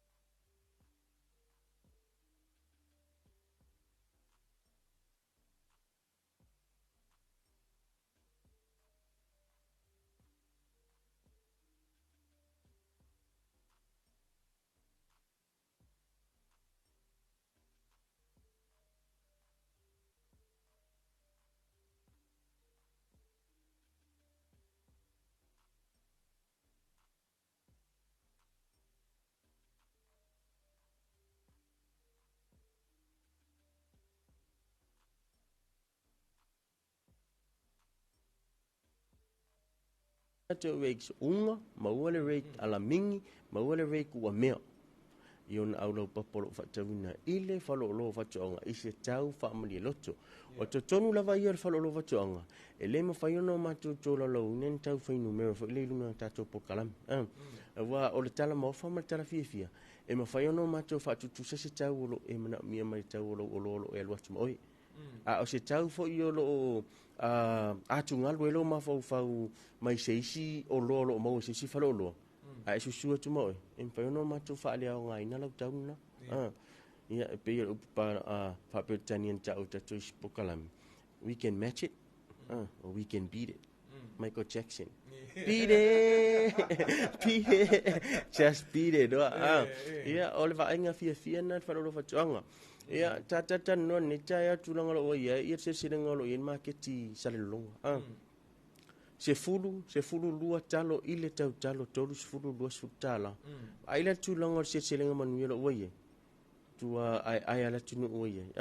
U ria male osoro o maua le whalolo whatuanga. A tato fetilesa o le upu wailonga i o le whalei ele. Ia e ile ta se tu wa ato na fsiri le moso whalei ele. O tato whalolo e tolu ni. O whatawina ia whalei ele e tolu. Tolu whalei ele. O le fetilesa mo whala au aina. O le fetilesa mo le la au fai e pe talo mal tamu. Ia mana au amalolosi e pei o le whai mati polo. Ia e pune lava le whai ati na e to mai manga wa awa ia te ia. A war fetilesa le o le uvia, le to le talo. O mwhai whainga ina e au whai ati na e o whalau aina. O le fetilesa le paula va le fetilesa mwhai sui le vai. E mwhai ona tu ui i pe tutun se sioki whaidea. I ona se euro, se ilo ngai melt. E tangoloa lea, ona sa tono le whanga vau, mix whatasi mana vai. Ia ona whangaloa lea, e mawhai ona tongi, e mawhai ona whanga le whanga vau. E mawhai ona palai i le teimi e le i whai ai ia le e le toine lea tina. E mawhai ona palai i le teimi ua iai lea tina. Ia tau ti munga lau tato iai. E olo iai fo ia tato olo mo tau ti munga. Ta ue tato porkalame, le manu whalafuane o le sisi. Ia marenga upapa. Ma ua tato blitzem, ia po tato vai sisi, ia o le isi tato vai sisi au ngā mo tau ti munga. O le Iron Max la e po le Slack Out, ia po Slack and Snail. O le tato vai sisi nei, o le arte telo ti munga, e le mau. Ia peo nei e ia le whaitau pito inunga o tato vai sisi na, o le All Weather. Tau la ina ma tau timunga e au ngala wa tato vai sisi nei. O le vai la au le fufuina e whanga ila watina e po le vai tau ngau le vau ma tunanga au ma tape ina whan o la au tono whanua. O lo e tato vai la au e whanga ina e suina whaatasi ma tato vai la au fitu aso ma tasi laso. O le Equaline. Ia po le vai la au o ta o le stika. Ia o le meana ne inga wha ingo o le stika. Ma alua kua le me pipi. Te tele la timunga. E stika le me e le aru ese. E le aila wala se me te popole ai. Ale apala ina la le vai la au. E mwhaino mātou soani wha mta talai natu. Au ane ingalo le atu nupele. Lau safety gears. Au ane i e manatu mātou la ngolo soifua malolo ina wha mone mole. E te tau ia te oe o na whaisau overlola. To tingi lima, ni boots, po oni au safety, ia po sau mask, ia mase mata. Ona PC alo tino le vaila au, ona fia oi, ia o maun manua, ia ni i whaasial company. E mātou te tu inatu o loa, ia malo mātou wha manatu, wha mole mole tau tuana lau saunga le mu, ia unga luenga, i lau soifua malolo ina. Safety gears o lo ua maua, tele, lava matutoe sa palai tono al whalolo whatuanga. Pe a wha pe te mana e whatau ina safety gears. Ia, a o tūlanga lau e tātou whalau loa, e lua tātou tolu supasene, lua tātou lua supasene. O le steel post, ia po tātou pou a mea, ia e tolu supasene no whaalu inai. Ono futu, walu futu. Fōringa tātou pou e pe tāwha tolu taimane, fo idea. Ina i mwhai, ona luatu le tai waia le pole plane wai. Alu sa e tonu, tai whainga o fi. E le wawa ki kala pe asua po amal povi. Tai are mea, e maro le leia. Pe o tampaline i sua povi man le pua. Pako e peaus. E le mawhai ona wawa ki kala le waia. Pe a tai le tātou pou lea. Ea, o lo ua whaaluina fo ia tātou waia. So stoanga waia lava mola watina e polisi o ina lo whanua. lo faaluina lua sulpasene to sia me la tu taumasani chain link o le big fence or ship and coat fence e o chicken wire e malka to pap wire po le wire o papovi o lo o faaluina le lua se sulpasene to sia me la tu taumasani e to tono tato falo loa ia ma tato masini la ai to sauro mar fa ma ile o le peso o pau o tele lopus fa fitau di pose fama e si dian fa inu o fama wai come and go de me ele temi e foi temi sau e temi sau e temi mo wa ia moni lava ia on manatu do le o le pursili mar puling au mai lo la ko generators sau generators ka milo men ma karen chus o so ma stio pos passi men ma fence e wango formere masingi fa mai lua se furu pasene to se mai la tu tau masan change generator matato inverter generator tamale hybrid leol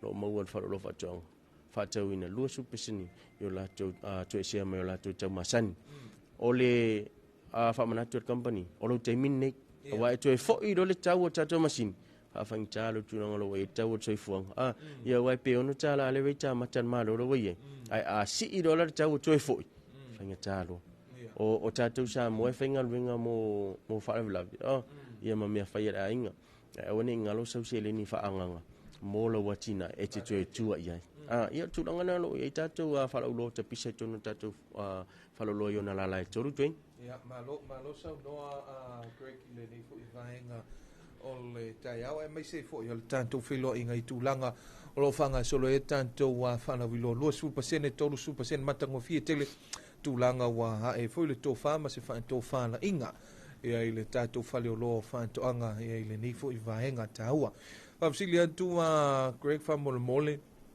o tanto fa lo vilo nei o le au fia o mai ona la e tolu pena o le tato la au tui veitele mole manino ai o sio tanto wa tu nu fa mole after time fa sidi o sidi taua wa o tele tato fa la ulo wana o la au tui veitele la masa ni ona fa alwina a le li pochele company ia ua maua mai le tala ave tatu la ne ye lua valu super channel lo fai fatu angol mo tele sala fai ia al fitu super channel lo fai fatu o le la i funga le ona la tu langa ni la tala te fiu inga funga le yo tau langa tasi la pas na le fiu anga la vetu fatu tau langa sa vali funga le fa tau to ya lu pas ya lu fa tu langa na lo ia ona sa no lo le pursidi mal pulen anga va au malala to o tato pasene ne e lua sifulu ma le lua tori sifulu anga va alla la sa le longa anga va alla la funga le ma le la au tui vai tele a fa pe fenga tai fiu inga o lo e tato penga te failang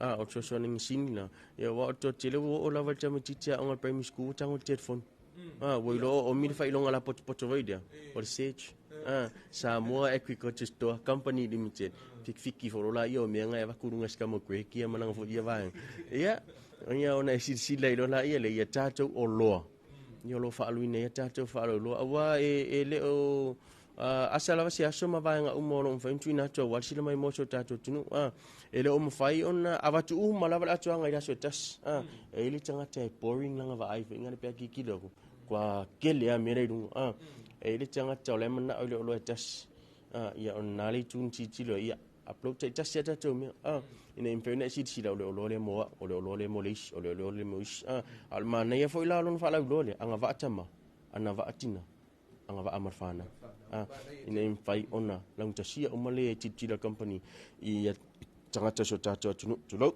ia o tatou falaulona anga va tatou la to sale longa le lima tasi to tasi ono funga le lua lima ono fitu ia male la au tu ve te le lua lima ono vat ai se va te fia fa fsile tu langa uma tatou falaulua ai tu va tu la I vai tele ia na fsile mo Greg e o stamana na le tenen tan no tu tatou por kala ia ve sili sa wa ia ia no la ai fola ia le fafo ia si tatou no ia o ina ilo ele sa mal monio me ia tu ina tu no tatou wala leo ia wa o talale pe on ta ulam tanga pe sa o e me ia tan no me le li por me ole mo le li sa pepelo me le tinu le ai o me malava o tam fai fam tatalina tu ia e pe no o ta ia ole si ufonga na ia po le leo na tato pursidi male malo pulenga ia o se atoanga fo tono tato ofenga luenga e ofa ma ofo atu ini fa lau lua mo tato so tato atu no ia tulanga lo o ia tau o tau fonga ia o tato e ne tato fo ia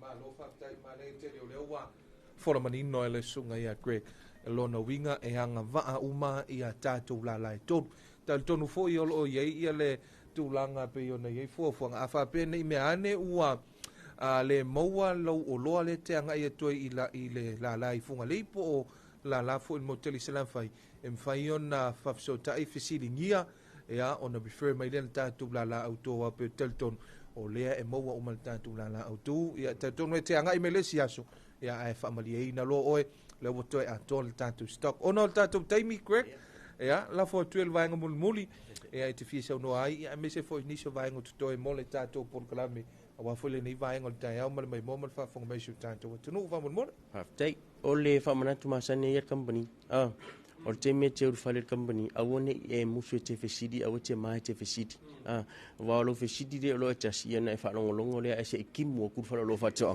le na fa ngalwen e lo pe te fesidi le ile vaila au a mata la va ia fa mtalanga mai le fa pin or fa nga fa ngal vaila au ma inga sua ia ma foringa va ia o ila watina e te me fa ngai nai faita wina o le fa ilo fa molo o pipi le tino le olo e ini so tato e o atu e fa mai o le olo le e ilo lava le fa lo fa to lana olo sa e su tu me fa ta win e le ai ma se tong fiti fe de ta apala ye tia ma to e ilo le e ma to fo ma ia ma to ma i fa mon moti fa mon moti ia e mal malama le ma to le ma mo e to inga ma mo e ma to ma mo e la lacha io ma to ma mo fa mon mole o le fa mana to company ia fa pe o le tia la mai po fe la se ta fo la tunu po le nei ke lope o lo ye ta to una nganu pe failang Samoa market ia po tato so po nei mankau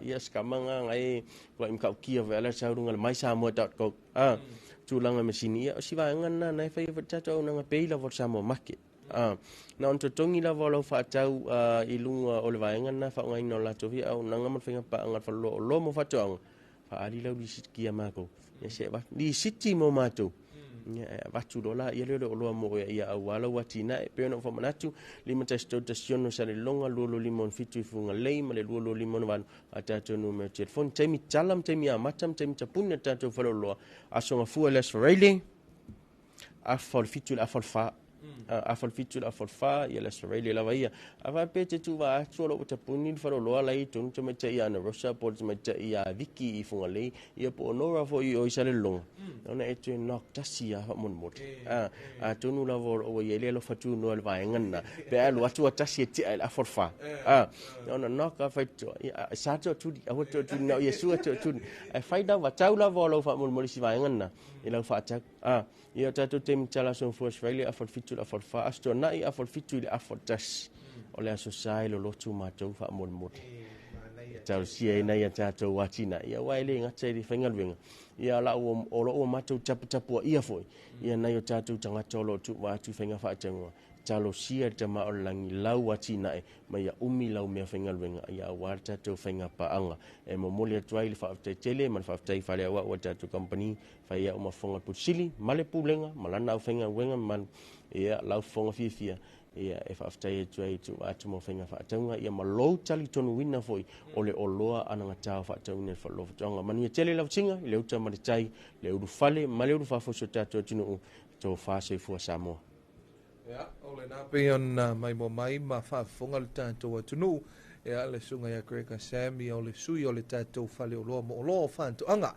ia wa foi le autal talaina ia fa la wiloina la to fa la wilo pe on sa no manino ia asiasi lua tatu la lai polunei tasi o lo tautu ino mo teli se la fai ia lau fonga fia le tatu fale o lo fa to anga mai la tu male o finga ruenga e tautu ino so se vaenga pe foi on tau fisilingia se vaenga pe afai e te le o manino pe te fia mala mai foi mo se si felo inga mal tatu fale o lo ile vai aso fo lo taimi malo naso masani ia fa man vi foi le tu el fai ungal ni vai aso lo sunga Greg e al pulenga foi male au fainga wenga tabolunga male tato por kalame o le talofa Samoa whamanuia le tua te tonu ai nei whawhiwhiang musika sui whewhiloi e ole nei fo i vaenga ole aso la tu ia le whaiunga nei vai aso taleiva tātou tala mai leiti o whawau malo New Zealand.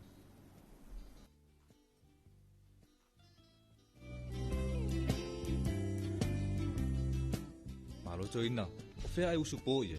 Te au te alua tupole asi la me ta pisa mai ngā taili whare komiti. Whalongo le vaenga lua o le polo kikian malo, la fwoi wapo i kumkumu e ngā kai. Mānanga te le ala, awano le leia le si talo sanga ia i mosi masini fo i le vidi ai la au. Te lo se whalo lolo mau i masini ia. Ui papa, ke haru sa o ala i vai tele, i le whalo loa mo whatoanga. Te mawai masini le lei, masini anga ta o oi e kuai.